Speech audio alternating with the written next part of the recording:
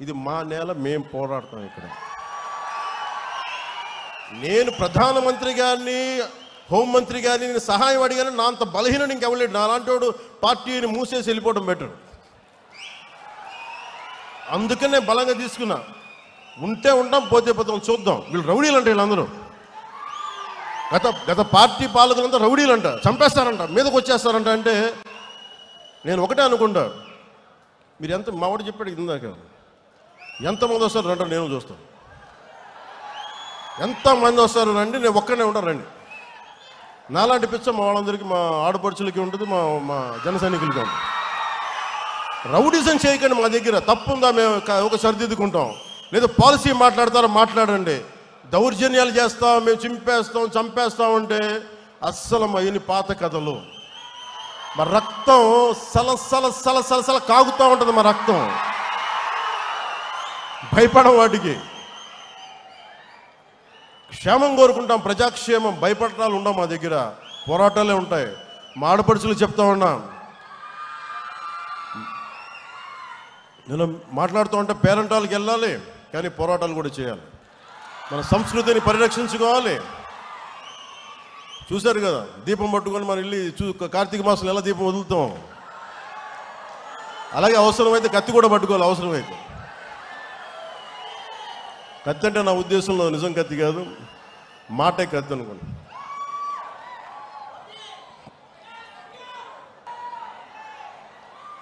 ఇప్పుడు మన ముందున్నది, మనం సాధించగలిగి కొంచెం రోడ్ మ్యాప్ మీకు చెప్తాను.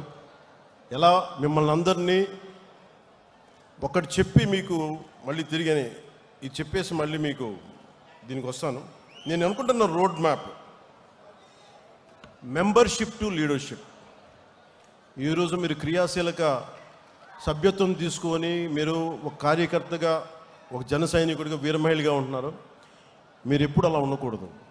మీరు నిత్యం ఎప్పుడు కూడా మీరు ఎదుగుతూనే ఉండాలి.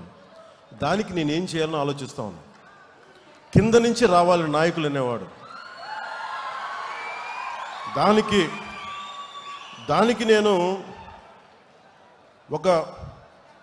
ఒక స్ట్రక్చర్డ్ ఫ్రేమ్వర్క్, శివుడి త్రిశూలం, పరమశివుడి త్రిశూలం ఉంటుంది కదా, ధర్మం శక్తి, ధర్మం, రహస్యం, అది ప్రతీక దానికి. అలాగే జనసేన ఇప్పుడు మెంబర్షిప్ కోసం చేయబోతున్నది వెరీ స్ట్రక్చర్డ్ ఫ్రేమ్వర్క్. అలాగే ప్రతి క్రియా సభ్యుడికి గుర్తింపు, నాయకత్వం, భద్రతతోటి ఈ త్రిశూల్ ప్రోగ్రామ్ని మన దసరా తర్వాత స్టార్ట్ చేయబోతున్నాం. అది ఎలా ఉంటుందనేది ఈ కొన్ని ముక్కలు మాట్లాడేసి మీకు తెలియజేస్తాను. ఎందుకంటే ఇది ఇంక మీరు అడగచ్చు, ఇప్పుడు దాకా నువ్వు ఎందుకు చేయలేదు అంటే నేను ఒకటే చెప్తాను. ఇందాక మన విజయనగరం నుంచి మన కుర్రోడు వచ్చి, జన సైనికుడు వచ్చి కూర్చోబెట్టి హుషారుగా మాట్లాడేస్తా ఉంటే నేను చెప్పాను, నువ్వు ఇంట్లో బాధ్యతలు నిర్వర్తించిన వాడు పార్టీకి ఏం చేస్తావు? మీ నాన్నగారు 2 ఉద్యోగాలు చేసి కష్టపడతా ఉంటే నువ్వు వచ్చి నా చుట్టూ తిరిగితే నాకు ఆనందం రాదు. నువ్వు ముందు బాగా చదువుకు, బాధ్యతలు నిర్వర్తించు. అంటే ఈరోజు 1.5 లక్ష రూపాయలు సంపాదిస్తున్నానన్నానంటే నాకు అప్పుడు ఆనందం అనిపించింది. నాకు ఇప్పుడు రా, యు ఆర్ వెల్కమ్. అంటే ఇవన్నీ ఎందుకు చెప్తున్నానంటే, నాకు ఆషామాషిగా గాలికి తిరిగేవాళ్ళు వద్దు. నాకు మీ పని, politics is not for business. Politics is not for business. Politics is not for making money. Politics is to do something.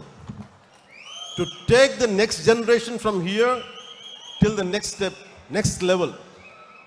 ఇక్కడి నుంచి ఇంకొక స్థాయికి తీసుకెళ్ళాలి. నేను అలాంటి వాళ్ళు కావాలని కోరుకుంటున్నా. మనం ఇదివరకులా అడవుల్లోకి వెళ్ళలేము. కూర్చోబెట్టి కులం రంగు, మతం రంగు కూర్చొని పోరాటాలు చేయాలి. ఎంతకాలం చేస్తాం? కుల పోరాటాలు ఎంతకాలం చేస్తాం? మత పోరాటాలు ఎంతకాలం చేస్తాం? ప్రాంతీయ పోరాటాలు ఎంతకాలం చేస్తాం? కూడుగుడ్డ కావద్దా? ఉద్యోగాలు కావద్దా? ఉద్యోగ భద్రత కావద్దా? నాకు స్కిల్ డెవలప్మెంట్ కావద్దా? మరి దీనికోసం ఎవరు మాట్లాడతారు? మన కులపోడి చేస్తారు. జరుగుద్ది అక్కడెక్కడన్నా? అలా ఎప్పటికీ జరగదు. మాట్లాడితే కూర్చోబెట్టిన కొంతమంది మాట్లాడుతూ ఉంటే నువ్వు కులం గురించి మాట్లాడదు. అవునా, నేను కులంలో పుట్టాను, ఏం చేయను దానికన్నా? నేను కులం కోసమే ప్రయాణిస్తే కుల నాయకుని అయ్యేవాడిని కదా. నేను కులం కోసం ఒక్కదానికి రాలేదు. నేను సంపూర్ణ మానవాళి కోసం వచ్చాను. జాషువా విశ్వనరుడు అన్న కాన్సెప్ట్ని గుండెల్లో పెట్టుకొని వచ్చాను. నేను సో అన్ని కులాలని గౌరవిస్తాం, అన్ని ప్రాంతాలని మతాలని గౌరవిస్తాం, కానీ తప్పులు జరుగుతున్నప్పుడు సరిదిద్దుతాం. ఈ ఆలోచనతో వచ్చాను. అందుకని నేను ఎందుకు ఈ ప్రక్రియ మొదలుపెట్టానంటే, వేదిక పైన ఉన్న నాయకులందరికీ మీ విలువ తెలియాలని ఈ మీటింగ్ పెట్టాను. నాకు తెలిసేలాగా, నాయకులు తెలుసు, తెలియని వాళ్ళు ఎవరం కాదు, కానీ ఎంత స్థాయి మీరు గుండెలోని చెప్తే. ఒక ఆడపడుచు 3 ఏళ్ల బిడ్డను తీసుకొని నోవాటెల్ హోటల్లో కూర్చొని మా అన్న వస్తాడు, మా అన్నకి ఏం కాకూడదనంటే, ఒక ఆడబిడ్డ భద్రతను వదిలి వచ్చింది తన అన్న కోసం అని అంటే, అది ఆ రోజు ఏదో మన సినిమా కాదు అది. ఓకే, మీరంతా నా కోసం రండి, మేము ఎదుగుతాం, అలా కాదు. మీరు ఎదగడానికి మేము కష్టపడాలి. అందుకే నేను నడిచి చూపించాం. మన నాయకులకి ఇది అర్థమైతే, మనం ఎంత కష్టపడి మీరందరూ మమ్మల్ని గెలిపించారో మా వాళ్ళందరికీ అర్థమైతే, జనసేన ఒక రోజున, ఇది నా గట్ ఫీలింగ్, నిన్న కూడా చెప్పాను. ఇప్పుడు తమిళనాడు నుంచి వచ్చి మొన్న చాలామంది, ఒక 40,000 మంది 50,000 మంది జాయిన్ అవుతామని చెప్పారు. తమిళనాడు జనాభా 6 కోట్లు 7 కోట్లు ఉంటే నేను చెప్పాను, అలాగే మహారాష్ట్ర నుంచి, లాతూర్ నుంచి, షోలాపూర్ నుంచి వచ్చి జాయిన్ అవుతాను. తెలంగాణలో మనకి ఎలాగ ఉన్నాడు, ఒరిస్సా నుంచి, బరంపురం నుంచి వచ్చి మాట్లాడుతూ నేనేం చెప్పానంటే, నేను పుట్టిన ఆంధ్రప్రదేశ్లోనే నేనేం కోరుకోను, నేను పెరిగిన తెలంగాణలో నేనేం కోరుకోను, బాగుండాలని కోరుకుంటాను. కానీ నిలబడాలంటే మీరు పోరాటం చేయాలి. ఈరోజు చూడడానికి మీరు అందరూ చిన్నపిల్లలాగే ఉన్నారు, ఒక 20 ఏళ్ళు 22 ఏళ్ళు 25 ఏళ్ళు, కానీ మీరు 20 ఏళ్ల తర్వాత మీరు దృష్టి ఉంది అంటే, ఈరోజు 2000 మేము పుష్కర కాలం పట్టింది నాకు, దాదాపు అంటే 12 సంవత్సరాలు పట్టింది, 10 సంవత్సరాల పైన, దశాబ్దం తర్వాత మనం కూర్చొని నేను ఒక ఇంతమంది ఎమ్మెల్యేలతో వచ్చాం, సర్టన్ అలయన్స్ గవర్నమెంట్ తోటి. అలాంటిది భవిష్యత్తులో మీ కర్ణాటకలో కావచ్చు, తమిళనాడులో కావచ్చు, లేదంటే ఒరిస్సాలో కావచ్చు, మహారాష్ట్రలో కావచ్చు, మీరు తెలంగాణలో కావచ్చు, మీరు వెళ్ళాలి అంటే మీరు పోరాటం మీరు చేయాలి. నేను దానికి కావాల్సిన సైద్ధాంతిక బలం ఇవ్వగలను, అవసరమైతే నా వనరులు కొంత ఇవ్వగలను మీకు, కానీ మీరు నిలబడాలి. ఇప్పుడు చూశారు కదా, రియా అనే ఒక ఆడపడుచు ఎలా నిలబడిందో, మొత్తం ఒక్క ఆడపడుచు, ఇంతమంది గుండాలు వచ్చి మీద పడితే ఒక్కటే ఫైట్ చేసి తర్వాత మన నాయకులందరూ వెళ్ళి నిలబడితే అది వేరే, కానీ 3 గంటలు ఒక్కతే నిలబడింది. మీరు అలాంటి మానసిక స్థిరత్వం, స్థైర్యం మీకు ఉంటే, ఇది ఒక రోజున ఖచ్చితంగా ఇది Janasena will become a national party. కాకపోతే అంత తేలిక కాదు, అంత తేలిక కాదు. ఎందుకంటే నేను ఒక్కడిని అనుకుంటే సరిపోతుంది, అది సహజంగా క్రమంగా జరగాలి. సో అది మీరు హాస్యాస్పదంగా ఉంటుంది చూసేవాళ్ళకి, ఇలా అయిపోద్ది అనుకుంటారు. మనం నిలబడితేనే అవుద్ది, కష్టపడితేనే అవుద్ది. కానీ దాని వెనక పదవి అధికారం అనే కంటే కూడా మన దేశం, మన మూలాలు పరిరక్షించుకోవాలి. ఈ మైండ్ సెట్ ఉంటే మటు ఖచ్చితంగా వీ కెన్ గో అహెడ్.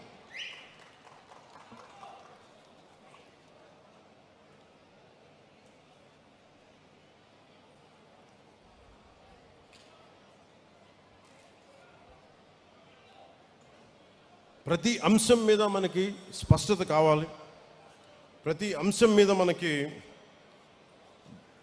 ఒక స్పష్టత ఉండాలి. నేను వీటిని దృష్టిలో పెట్టుకొని త్రిశూల్ అనే ఇందాక చెప్పిన ఒక ప్రోగ్రాం పెట్టాం. ఈ త్రిశూల్ ప్రోగ్రాం ఏంటంటే,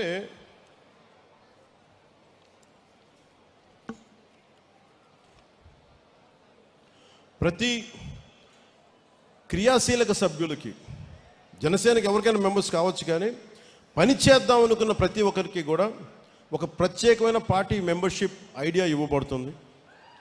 ప్రతి క్రియా సభ్యుడికి, సభ్యురాలికి డైరెక్ట్గా సెంట్రల్ లీడర్షిప్ తోటి, పార్టీ ఆఫీసర్స్ తోటి అనుసంధానం అయ్యే పనిచేసే విధంగా ఒక వ్యవస్థ ఏర్పాటు చేస్తారు.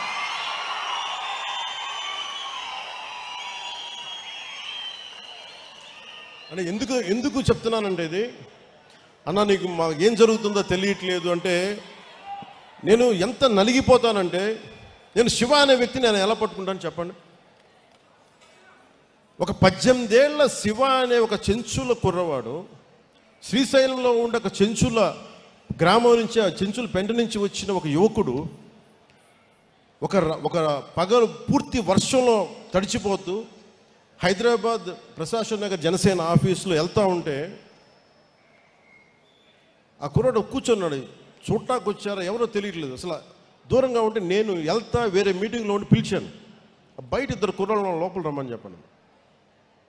వాళ్ళు చెప్తే అప్పుడు ఏం చెప్పాడంటే, మాకు నల్లమల్లో యురేనియం మైనింగ్ జరుగుతూ ఉందన్న, కలుషితం అయిపోతున్నాయి, మాకు ఏం చేయాలో తెలియట్లేదు, నాకు ఇంగ్లీష్ రాదు, గ్రీన్ ట్రిబ్యునల్ కంపెనీ మన ఫోన్ చేస్తేనేమో నాకు వాళ్ళు ఇంకా హిందీలో మాట్లాడుతున్నారు, లేదు ఇంగ్లీష్ నాకు రెండు రావు, నాకు మా గ్రామాలు కలుషితం అయిపోతున్నాయి, మరి నా దగ్గరికి ఎందుకు వచ్చామంటే ఇది ఎప్పుడు 2019లో 2 చోట్ల ఓడిపోయి మరి డబుల్ బోనస్ డబుల్ ధమాకా 2 చోట్ల ఓడిపోయి కూర్చుంటే మనకి ఏ నిస్సహాయ నేనే ఏం చేయాలని కూర్చుంటే వచ్చిన సహాయం అడిగితే నేను నా పరిస్థితి ఆలోచించి నేను ఏం చేయాలి దీనికి అని నేనేమనుకున్నానంటే, ఆ రోజు మన వి హనుమంతరావు గారు ఉంటే ఆయన కలవడానికి, కాంగ్రెస్ నాయకులు కలవడానికి వస్తే, నాకు ఆయన వ్యక్తిగత పరిచయం ఉంది, సరదా కలవడానికి వస్తే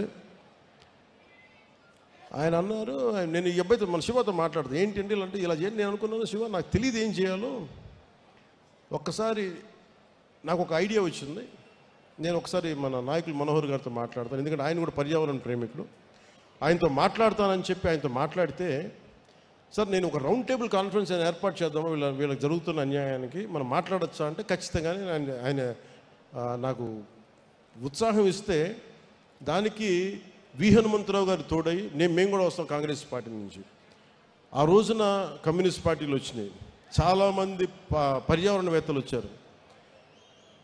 తర్వాత మన ఇప్పుడున్న ముఖ్యమంత్రి, తెలంగాణ ముఖ్యమంత్రి, గౌరవ ముఖ్యమంత్రి శ్రీ రేవంత్ రెడ్డి గారు కూడా ఆ మీటింగ్లో ఉన్నారు. అందరం వచ్చి కూర్చొని మాట్లాడుతుంటే అదే రోజున అప్పటి గౌరవ శ్రీ చంద్రశేఖర్ కేసీఆర్ గారు ముఖ్యమంత్రి ఆ టైంకి, మేము ఇలా జరుగుతుందని తెలిసి ఆయన వెంటనే అసెంబ్లీలోనే ఆ గ్రామాల్లో యురేనియం తవ్వకాలు ఆపించేశారు, ప్రభుత్వం డిక్లరేషన్. ఇది నేను ఎందుకు చెప్తున్నానో, ఇది అంటే ఒక యువకుడు తన గ్రామం నుంచి బయలుదేరి 1000 రూపాయలు అప్పు తీసుకొని పక్కనే ఫ్రెండు, ఆకలికి సరిపోక బస్సుకే 200-300 అయిపోయి మళ్ళీ వెళ్ళటానికి ఇద్దరు వెళ్ళాలంటే ఇంకా కరెక్ట్గా 200 ఉందేమో, మీకు తెలుసు, వచ్చి నడవాలి, ఆటోల్లో రాలేరు, బస్సులు రాలేవు నేనున్న ప్రాంతానికి. అంటే తన గ్రామం బాగుండాలని ఒక యువకుడు వస్తే మాట్లాడలేడు. నీ భావం ఏంటి చెప్పంటే కష్టం తప్ప పెద్ద పొడి ముక్కలతో మాట్లాడేవాడు ఈరోజు కూర్చొని అనర్గళంగా మాట్లాడుతుంటే నాకు ఆనందంగా, నేను జనసేన క్రియేట్ చేసిన అలాంటాను. మరి మన తెలంగాణలో మనకేం లేవే, అంటే పోరాటం చేసే తత్వం ఉంది అక్కడ. అలాగే ఆంధ్రాలో పోరాట పట్టిమ లేదు లేదు లేదు అని అందరూ అంటాం, నేను నమ్మాను ఆంధ్రాలో పోరాట పట్టిమ, కానీ సరిగ్గా చేయాలి, చెప్పాలంటే మీ పోరాట పట్టిమే కదా ఈ రోజు 164 సీట్లు 21 మంది పార్లమెంట్ సభ్యులు ఇచ్చింది. సో మరి మీకు నేను ఏం చేయాలి? సో మొన్న 10 సంవత్సరాల క్రితం మీకు ఇలా చెప్తే మీకు అర్థం కాదు.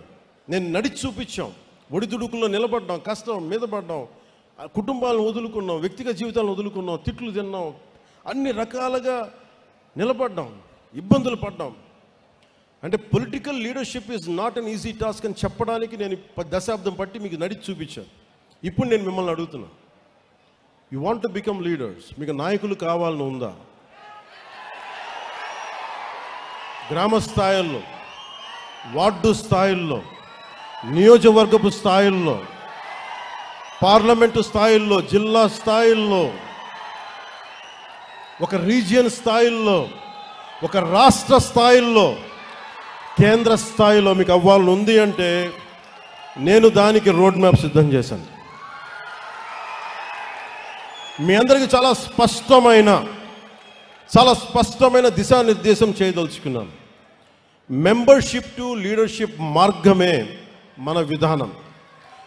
నాయకత్వం అనేది పదవి కాదు, అది సేవతోటి, పోరాటాలతోటి సంపాదించే గౌరవం, అది బాధ్యతతో కూడుకున్నది. పదవుల కోసం కాకుండా ప్రజల పట్ల అంకిత భావంతో వచ్చిన వారే నాయకులు అవుతారు.